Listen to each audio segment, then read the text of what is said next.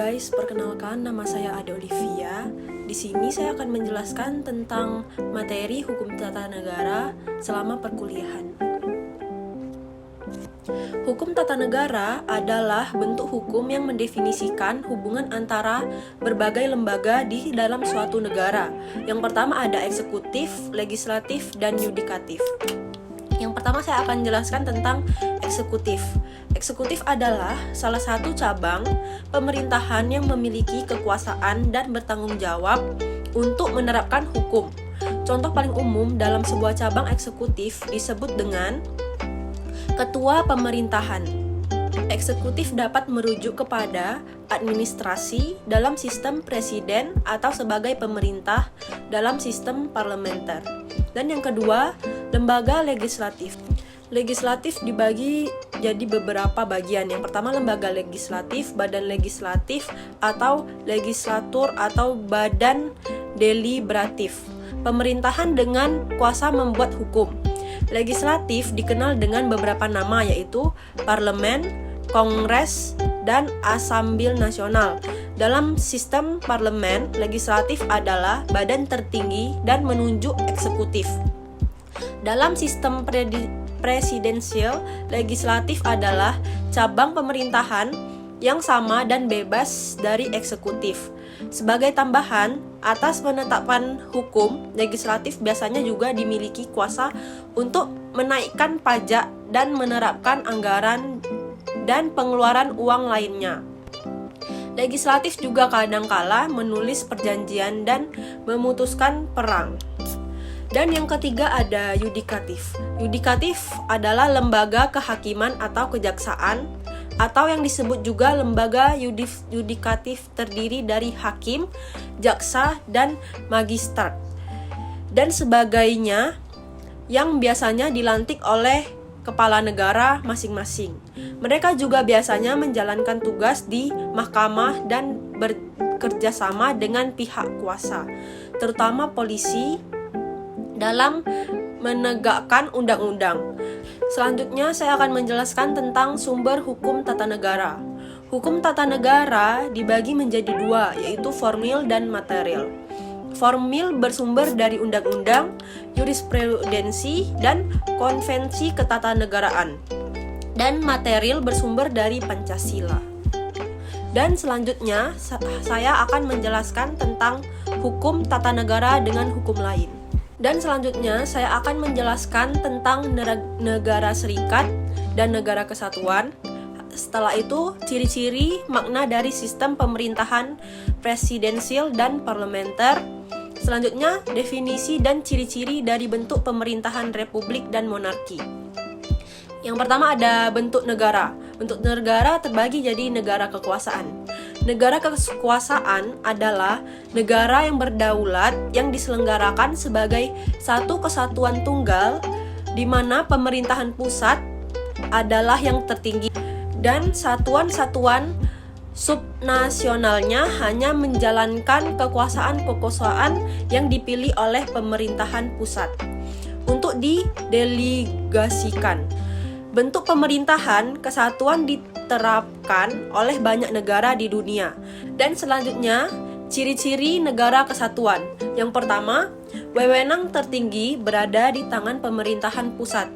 Yang kedua, pemerintahan pusat menangani seluruh kedaulatan negara baik luar atau dalam. Yang ketiga, rakyat dapat berhubungan dengan pemerintahan pusat secara langsung untuk menjalankan daerahnya. Dan yang keempat, hanya terdapat satu konstitusi undang-undang dasar, satu kepala daerah, satu kabinet dan dewan, menteri dan parlemen. Dan yang kelima, negara memiliki kebijaksanaan yang berkaitan dengan permasalahan ekonomi, politik, sosial budaya, dan pertahanan keamanan. Contoh negara yang memberlakukan negara kesatuan yaitu Britania Raya, Skotlandia, Wales, Irlandia Utara, dan Inggris. Dan yang kedua saya akan menjelaskan tentang negara serikat atau federasi. Merupakan bentuk negara yang di dalamnya terdapat beberapa negara yang disebut negara bagian. Negara-negara tersebut ada yang merupakan penggabungan dari atau hasil dari pemekaran bagian. Dalam negara serikat dikenal dua macam pemerintahan di dalamnya, yaitu pemerintahan federal dan pemerintahan negara bagian. Pemerintahan federal biasanya mengatur urusan bersama dari sebuah anggota. Negara bagian seperti hubungan internasional, pertahanan, mata uang, dan komunikasi. Ciri-ciri negara serikat yaitu kepala negara yang telah dipilih rakyat dan bertanggung jawab terhadap rakyatnya. Dan yang kedua, kepala negara memiliki hak veto yang dapat diajukan oleh parlemen. Yang ketiga, masing-masing negara bagian mempunyai kekuasaan asli maupun tidak memiliki kedaulatan. Dan yang keempat, tiap-tiap negara bagian mempunyai wewenang menyusun undang-undang dasar sendiri. Dan yang kelima, pemerintahan pusat mempunyai kedaulatan terhadap negara bagian dalam urusan dalam maupun urusan luar. Contoh-contoh negaranya ada Amerika Serikat, Rusia, Brazil, dan Jerman. Selanjutnya saya akan menjelaskan tentang sistem pemerintahan. Yang pertama ada sistem pemerintahan presidensial.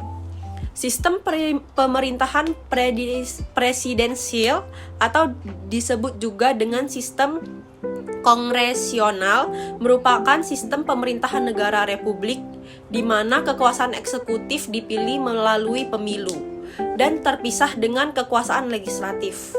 Untuk disebut sistem presidensial, bentuk pemerintahan ini harus memiliki 3 unsur, yaitu presiden yang dipilih rakyat. Presiden secara bersamaan menjabat sebagai kepala negara dan kepala pemerintahan. Dan dalam jabatannya, ini mengangkat pejabat-pejabat pemerintahan yang terkait presiden harus dijamin memiliki kewenangan legislatif oleh UUD atau konstitusi.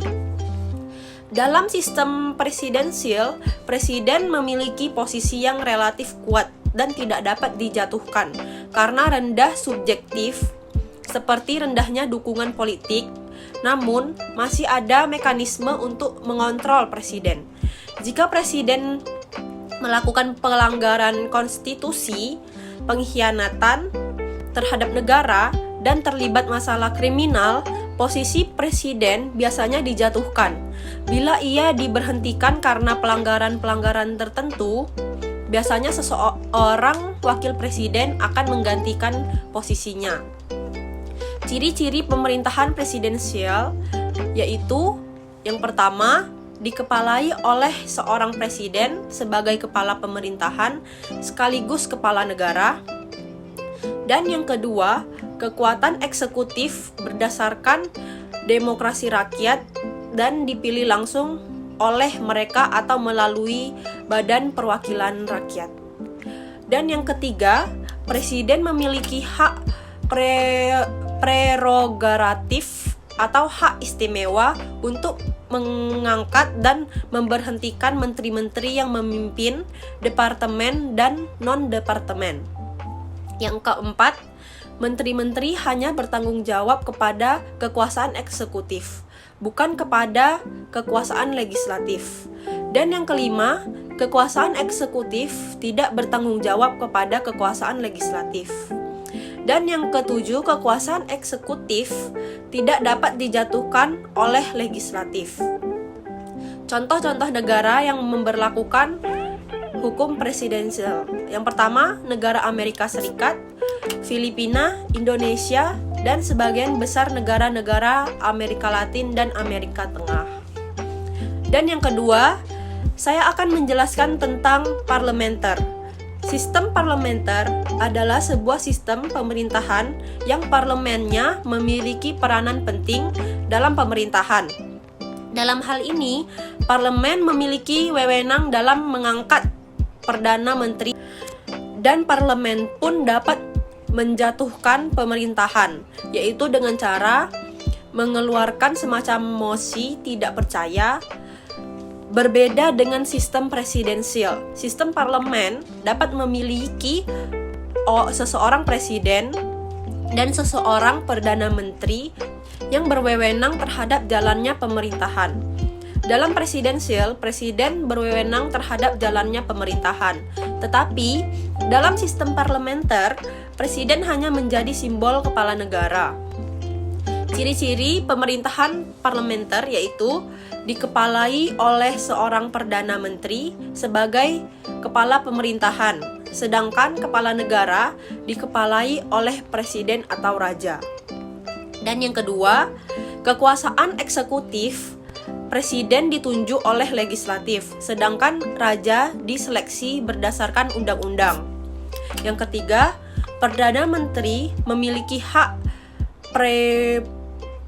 prerogatif atau hak istimewa untuk mengangkat dan memberhentikan menteri-menteri yang memimpin departemen dan non-departemen. Yang keempat, menteri-menteri hanya bertanggung jawab kepada kekuasaan legislatif. Dan yang kelima, kekuasaan eksekutif bertanggung jawab kepada kekuasaan legislatif. Dan yang keenam, kekuasaan eksekutif dapat dijatuhkan oleh legislatif. Yang ketujuh, parlemen sebagai pemegang kekuasaan di negara tersebut. Contoh-contoh negaranya ada Inggris, Jepang, Belanda, Malaysia, dan Singapura. Selanjutnya saya akan menjelaskan tentang bentuk pemerintahan. Yang pertama ada republik. Republik adalah sebuah negara di mana tampuk pemerintahan akhirnya bercabang dari rakyat, bukan dari prinsip keturunan bangsawan dan sering dipimpin oleh seseorang presiden. Istilah ini berasal dari bahasa Latin res publica atau urusan awam, yang artinya kerjaan dimiliki serta dikawal oleh rakyat. Namun republik berbeda dengan konsep demokrasi. Terhadap kasus ini, mana negara republik di pemerintahan secara totaliter, misalnya Afrika Selatan yang telah menjadi republik sejak 1961.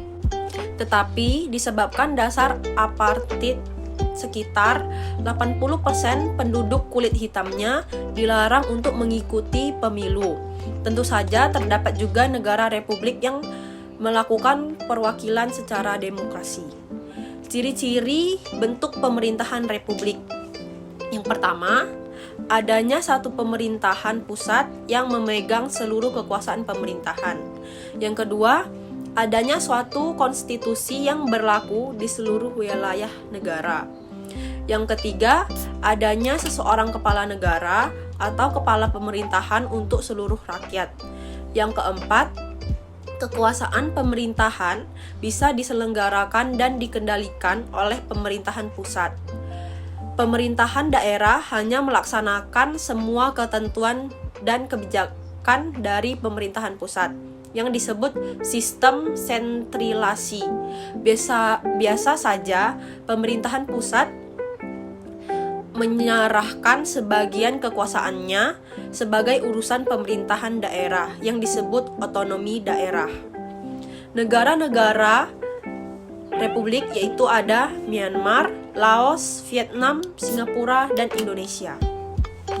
Dan selanjutnya saya akan menjelaskan tentang monarki. Monarki atau kerajaan berasal dari bahasa Yunani yaitu manos yang berarti satu dan archen yang berarti pemerintahan. Monarki merupakan sejenis pemerintahan yang dipimpin oleh seorang penguasa monarki. Monarki atau sistem pemerintahan kerajaan, sistem tertua di dunia. Pada awal kurun abad 19, terdapat lebih 900 tahta kerajaan di dunia, tetapi menurun menjadi 240 dalam abad ke-20.